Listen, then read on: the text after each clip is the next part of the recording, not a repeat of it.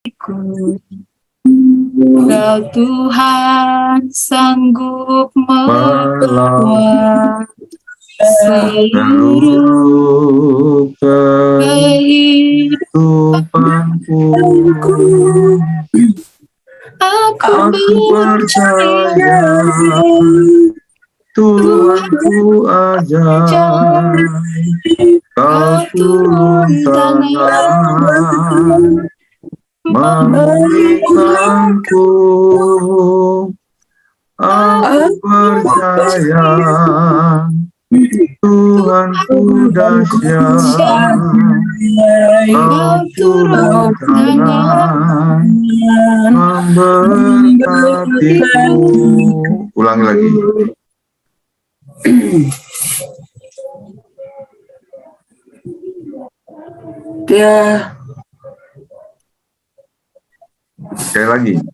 Sekali lagi Pak. Ya. Aku percaya tiada yang seperti Engkau, begitu mengasihiku. Kau Tuhan sanggup menjawab semua aku. Tiada yang seperti Engkau, begitu mengasihiku. Kau Tuhan sanggup melawan seluruh kehidupanku. Aku percaya Tuhanku ajaib, Kau turun tangan memulihkanku. Aku percaya Tuhanku dahsyat, Kau turun tangan memberkatiku. Baik Bapak Ibu, sebelum kita mendengarkan firman Tuhan, mari kita satu dalam doa, kita berdoa. Tuhan Yesus yang baik, terima kasih Tuhan, penyertaan-Mu begitu terasa dalam kehidupan kami Tuhan, di sepanjang kehidupan kami, mulai dari pagi hari sampai pada malam hari ini Tuhan, di mana kami masing-masing sudah melaksanakan aktivitas kami. Malam hari ini kami berjumpa melalui aplikasi Zoom ini Tuhan untuk melaksanakan sermon persiapan pelayanan kami untuk minggu ini. Berkati kami Tuhan yang akan mendengarkan firman-Mu, begitu juga hamba yang akan memberitakan firman-Mu. Kiranya firman yang akan kami dengarkan dapat menjadi pedoman dalam kehidupan kami. Berkati teman-teman Tuhan yang ada dalam Zoom ini, Bapak Pendeta Pinehas, teman-teman majelis, maupun yang belum berkesempatan bersama-sama dengan kami. Sambut dan terimalah doa kami Tuhan. Haleluya. Amin. Amin. Amin. Bacaan firman Tuhan pada malam hari ini dari Markus pasal 9 ayat 20 sampai 24. Markus 9 ayat 20 sampai 24. Lalu mereka membawanya kepadanya. Waktu roh itu melihat Yesus, anak itu segera digoncang-goncangnya. Dan anak itu terpelanting ke tanah dan terguling-guling, sedang mulutnya berbusa.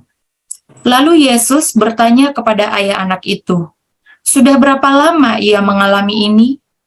Jawabnya, "Sejak masa kecilnya. Dan seringkali roh itu menyeretnya ke dalam api ataupun ke dalam air untuk membinasakannya. Sebab itu, jika engkau dapat berbuat sesuatu, tolonglah kami dan kasihanilah kami." Jawab Yesus, "Katamu jika engkau dapat, Tidak ada yang mustahil bagi orang yang percaya. Segera ayah anak itu berteriak, "Aku percaya, tolonglah aku yang tidak percaya ini." Saudara-saudara, seorang perenang yang handal suatu hari mencoba untuk berenang di laut. Dia sadar akan kekuatan ombak dan resiko yang dihadapi. Tetapi hari itu, berenang terasa sangat nyaman sekali. Dengan lincahnya ia mengikuti ombak dan arus. Sukses! Keesokan harinya, ia kembali ke pantai yang sama untuk berenang lagi. Mengamati gerakan ombak dan arus yang mirip seperti hari sebelumnya, sang perenang kembali terjun untuk berenang. Akan tetapi, makin lama berenang, dia malah makin terseret oleh kekuatan arus. Susah sekali mengendalikan dirinya. Teriakan minta tolongnya terdengar oleh penjaga pantai, sehingga ia dapat diselamatkan. Sang penjaga pantai kemudian menjelaskan bahwa walaupun kelihatan sama di permukaan, tetapi sebetulnya pergerakan arus di bawahnya tidak sama sekali. Maaf, maksudnya tidak selalu sama. Satu hari arus bisa tenang, selanjutnya bisa sangat membahayakan. Si perenang telah menganggap remeh kekuatan arus yang dia pikir dapat dengan mudah ia atasi seperti kemarin. Hal yang serupa dialami oleh murid-murid Yesus di perikop ini. Mungkin para murid pun bingung saat tidak bisa menyembuhkan anak yang sakit ayan tersebut. Padahal mereka pernah diutus berdua-dua untuk menjalankan misi yang lebih sulit, pergi mengusir setan, menyembuhkan orang sakit, bahkan membangkitkan orang mati. Karena itu mereka bingung dan bertanya-tanya ketika mereka tidak bisa mengusir setan dari anak ini. Yesus pun menegur kecilnya iman para murid, orang Farisi dan ayah dari anak ini. Ia menghadapi helpless boy, yaitu anak yang tak berdaya, dari seorang helpless father di zaman yang helpless dengan murid-murid yang helpless. Kristus menghadapi seorang anak yang tidak berdaya karena roh jahat, seorang ayah yang tidak berdaya karena anaknya sakit dan tidak tersembuhkan, murid-murid yang tidak berdaya mengusir roh jahat yang menyebabkan anak itu sakit, dan dunia orang banyak dan ahli Taurat yang tidak berdaya mengatasi roh ketidakpercayaan mereka terhadap kuasa Allah. Saudara-saudara, ada pula cerita tentang seorang ayah yang dimana ia sementara melaksanakan ibadah. Tiba-tiba dia menerima telepon dari istrinya bahwa anaknya sudah meninggal karena satu penyakit. Keadaan itu sangat membuat terpukul kedua orang tuanya, terutama ayahnya ya, karena dia berpikir, saya sementara ibadah loh. Kok bisa Tuhan? Kenapa ini terjadi sama saya? Kontras yang besar ditunjukkan di sini antara sukacita berada dalam hadirat Tuhan dengan dalam dunia yang berdosa. Kontras yang besar ditunjukkan di sini antara sukacita berada dalam hadirat Tuhan dengan pergumulan hidup dalam dunia yang berdosa. Hidup Kristen memang seharusnya bersifat paradoks. Ada pergumulan dan sukacita bersamaan. Apabila kita melihat anak kecil, mereka bermain dengan sangat bersukacita, tertawa sangat keras, dan bermain segitu seru. Namun tidak lama kemudian mereka menjadi letih, mereka bisa menangis dengan sama kerasnya. Mereka merengek bukan karena kesakitan, tapi karena terlalu lelah tertawa. Terkadang kita pun juga berlaku seperti itu. Sering kita lupa dalam kesenangan kita bahwa masih banyak dosa yang perlu kita lawan, masih banyak hal yang perlu kita gumulkan. C.S. Lewis, seorang sastrawan Inggris yang akhirnya bertobat, pernah mengatakan, kesakitan adalah megafon Tuhan untuk berbicara kepada dunia yang tuli secara moral. Seringkali dalam kesakitanlah kita merasa lebih dekat kepada Tuhan dan maka lebih bersukacita lagi. Kita pun juga dapat belajar tentang natur iman Kristen. Khususnya dari ayat 23 sampai 24 tadi, kita dapat melihat bahwa ayah dari anak tersebut ternyata kurang percaya. Ia berkata, "Sebab itu jika engkau dapat berbuat sesuatu, tolonglah kami dan kasihanilah kami." Saya bisa melakukannya. Dan setelah Yesus menantinya dengan segera, ayah itu berteriak, "Aku percaya, tolonglah aku yang tidak percaya ini." Perhatikan jawab Yesus dalam ayat 23. "Katamu, jika engkau dapat, tidak ada yang mustahil bagi orang yang percaya."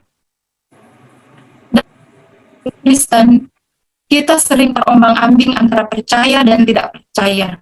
Pengertian kita akan natur iman Kristen juga mempunyai dampak dalam aspek lain kehidupan kita.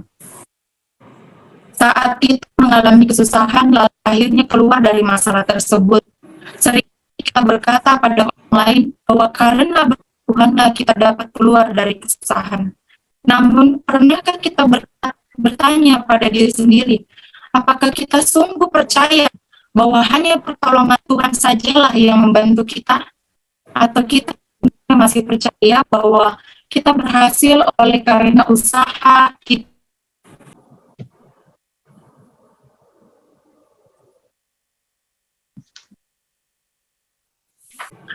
Saudara-saudara, dua hal yang menjadi perhatian dalam pemberitaan firman ini. Yang pertama, dosa tidak percaya. Ayat 19 dikatakan begini, "Hai kamu angkatan yang tidak percaya." Tidak percaya adalah dosa. Seperti dikatakan dalam Roma 14:23b, segala sesuatu tanpa iman adalah dosa. Kita harus terus berdoa untuk melatih iman kita kepada Tuhan Yesus. Seperti seorang pemenang dalam olahraga apapun, mereka kuat bukan hanya karena sehat atau karena banyak makanan yang bergizi, tapi karena melatih diri mereka dengan disiplin atau training setiap hari seperti waktu-waktu yang dijadwalkan. Demikian pula dengan doa. Kita harus melatih iman kita dengan berdoa seperti yang sudah dijadwalkan, atau bahkan lebih banyak lagi berdoa. Karena semakin kita banyak berdoa, semakin iman kita menjadi kuat. Yang kedua, iman mereka gagal karena mereka melihat keadaan atau ke bawah bukan ke atas.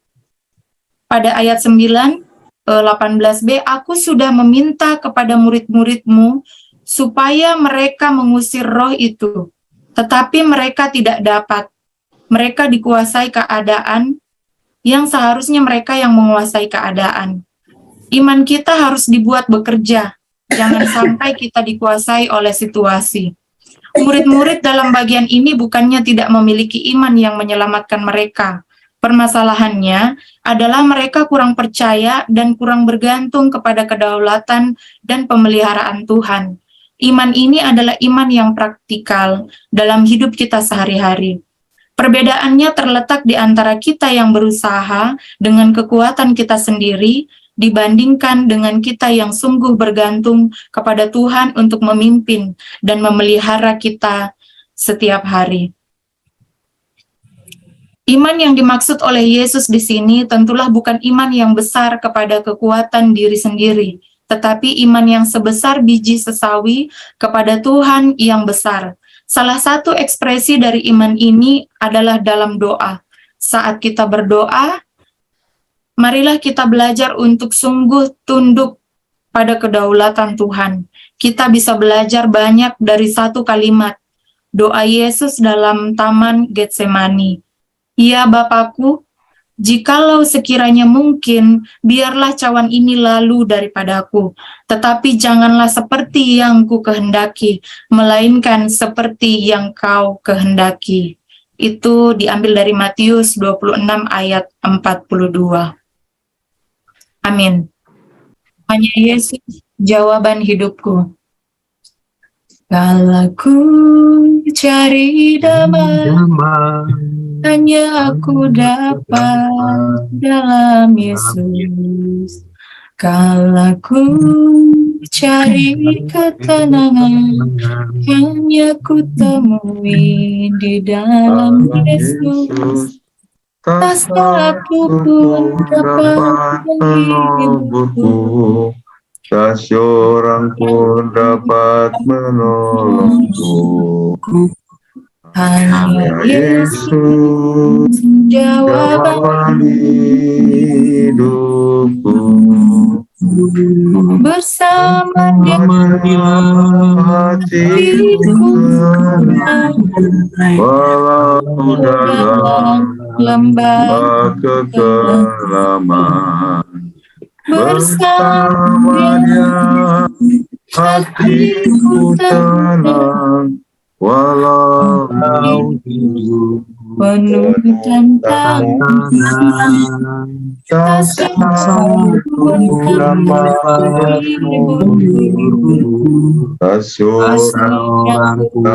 dapat menolong. Hanya Yesus jawaban hidupku.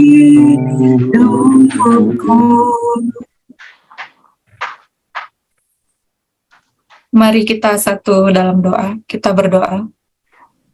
Tuhan Yesus, terima kasih Tuhan, penyertaan-Mu di sepanjang kami melaksanakan sermon, di mana kami telah membahas persiapan-persiapan ibadah untuk ke depan Tuhan. Kiranya Engkau memberkati, biarlah nama-Mu saja kami muliakan. Memberkati Tuhan Bapak Pendeta, dan teman-teman majelis yang sudah bergabung pada sermon pada malam hari ini. Malam hari ini Tuhan, kami mau menyerahkan seluruh kehidupan kami, di mana kami akan melanjutkan aktivitas kami, ada yang masih di tempat kerja, di perjalanan, maupun yang akan beristirahat. Kiranya Engkau memberkati Tuhan, sehingga besok kami bangun dalam tubuh yang sehat, melanjutkan aktivitas kami. Terima kasih Tuhan, di dalam nama-Mu kami sudah berdoa dan mengucap syukur. Haleluya. Amin. Amin, amin, amin. Amin.